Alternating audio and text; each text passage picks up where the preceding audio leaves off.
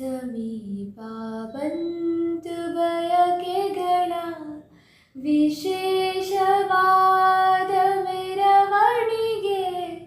ಇದೀಗ ನೋಡು ಬೆರಳುಗಳ ಸರಾಗವಾದ ಬರವಣಿಗೆ.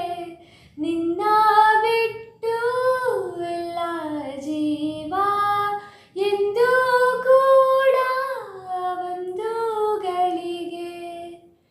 ನಿನ್ನ ಮಾತು ಏನೇ ಇರಲಿ, ನಿನ್ನ ಮೌನ ನಂದೇನು.